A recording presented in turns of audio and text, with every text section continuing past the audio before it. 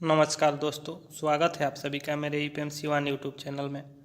आज हम लोग इस वीडियो पार्ट में एक बहुत ही महत्वपूर्ण टॉपिक कहिए या क्वेश्चन कहिए, ये आपके परीक्षा की दृष्टि से बहुत महत्वपूर्ण है।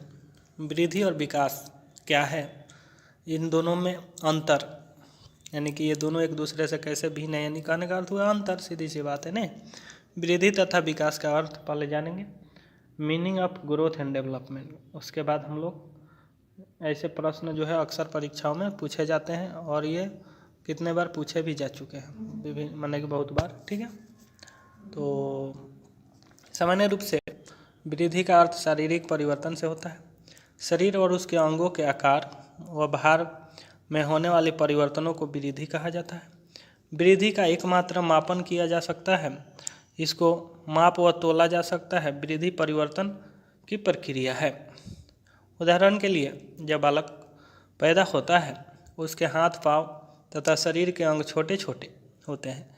समय व्यतीत होने के बाद, यानी कि समय के साथ साथ उसके शरीर के अंगों का बढ़ना तथा उसमें अनुपातिक बदलाव वृद्धि कहलाता है। विकास क्या है, तो विकास को समझ लीजिए। विकास निरंतर चलने वाली प्रक्रिया है जो जन्म से लेकर मृत्यु तक चलती रहती है। वृद्धि कुछ समय बाद रुक जाता है, लेकिन विकास सतत चलते रहती है लगातार। विकास व्यापक है तथा समग्र रूप से बालक में जो बदलाव होते हैं उन्हें विकास कहा जाता है। वृद्धि विकास का भाग है। विकास में परिवर्तन का एक प्रगतिशील क्रम निहित रहता है। विकास की प्रक्रिया प्रगतिशील तथा कभी न समाप्त होने वाली प्रक्रिया है। बालक में होने वाले बौद्धिक विकास, शारीरिक विकास, जैविक विकास, भाषा विकास, यौन विकास तथा व्यक्तित्व विकास और भी समाजीकरण, ये सब जो होते हैं अनेक रूप हैं इसके। ठीक है, जिनसे प्रत्येक प्राणी को गुजरना पड़ता है। राइट। उदाहरण के लिए, बालक व प्राणी के शरीर तथा आकार में परिवर्तन होने के साथ साथ कार्य करने की क्षमता में सुधार विकास कहलाता है। विकास एक व्यापक प्रक्रिया है, वृद्धि उसका एक भाग है। विकास एक बड़ी प्रक्रिया है और वृद्धि इसका एक भाग है। विकास बालक में गुणात्मक परिवर्तनों का परिचायक है, अर्थात विकास चालक को उन्नति की ओर ले जाता है। यहाँ पे बालक लिखना चाहिए ना, उन्नति की ओर ले जाता है। विकास के फलस्वरूप स्वस्थ व्यक्ति में नवीन विशेषताएं और योग्यताएं प्रकट होती है। विकास वृद्धि की तुलना में एक जटिल प्रक्रिया है। विकास जो है वृद्धि की तुलना में एक जटिल प्रक्रिया है। ठीक है। विकास की परिभाषा जराशील्ड के अनुसार विकास शब्द का अर्थ जटिल प्रक्रियाओं का समूह है जिसमें निषेचित अंडे से एक परिपक्व व्यक्ति उदय होता है, यानी निकलता है। मोरिडीथ जो है ये क्या कहते हैं, तो देखिए, कुछ लोग वृद्धि का प्रयोग केवल आकार की वृद्धि के अर्थ में करते हैं और विकास का प्रयोग विभेद या विशिष्टीकरण के रूप में करते हैं। वृद्धि तथा विकास में अंतर अर्थ के आधार पे, वृद्धि तथा विकास में अंतर अर्थ के आधार पे। ठीक है, तो वृद्धि मानव शरीर के अंगों में होने वाले परिवर्तन होते हैं। उदाहरण, बालक के बड़े होने से उस पर उसके आकार, भार, लंबाई तथा मांसपेशियों में होने वाले मात्रात्मक परिवर्तन। विकास से अभिप्राय बालक के आकार व अंगों में होने वाले परिवर्तन के साथ साथ उसके कार्य करने की क्षमता सुधार। जैसे बालक के हाथ व पैर व आकार में वृद्धि होती है तो उसके कार्य करने की क्षमता में भी वृद्धि होती है। दूसरा है प्रक्रिया या क्रिया के आधार पर।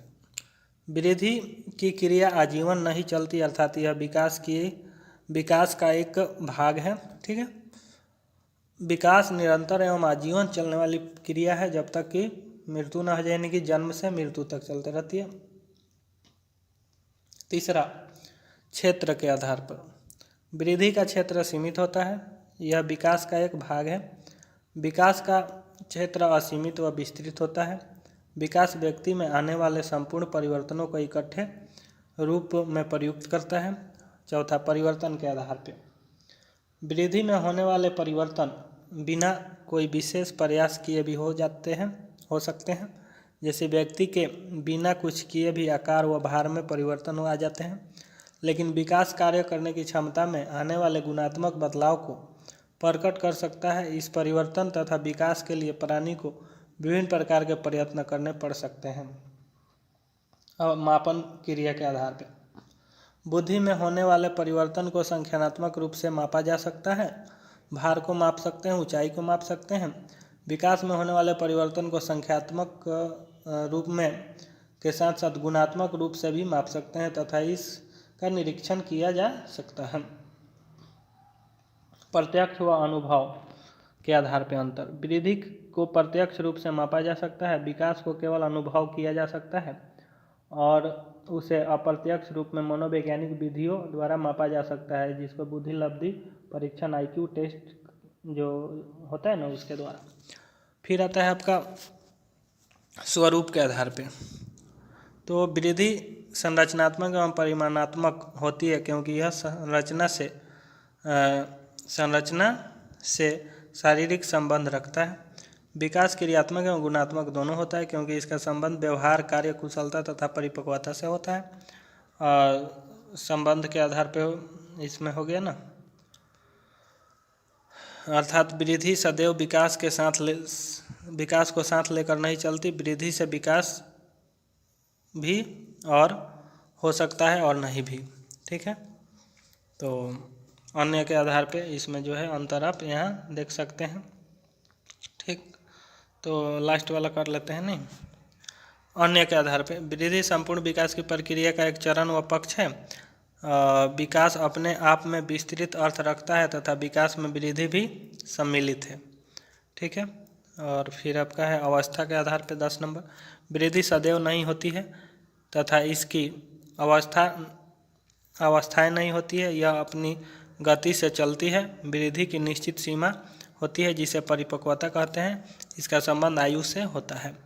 विकास निश्चित क्रम होता है, विकास का निश्चित क्रम तथा विकास की अवस्थाएं होती है, जैसे शैशवकाल, बाल्यकाल, आपका किशोरावस्था तथा प्रौढ़ावस्था इत्यादि। विकास की निश्चित सीमा नहीं होती है, यह सतत एवं गतिशील प्रक्रिया है, जन्म से मृत्यु तक चलते रहता है। Question number 7 next video part में करेंगे। बाल्यावस्था जीवन का अनोखा काल है, इस कथन का स्पष्टीकरण कीजिए तथा इस काल की प्रमुख विशेषताओं शिक्षाओं का वर्णन कीजिए। तो इसको हम लोग नेक्स्ट वीडियो पार्ट में करेंगे। ठीक है, तो आज के लिए इतना ही। यदि वीडियो अच्छा लगा तो वीडियो को लाइक करें, चैनल को सब्सक्राइब करें, ज़्यादा शेयर करें। धन्यवाद।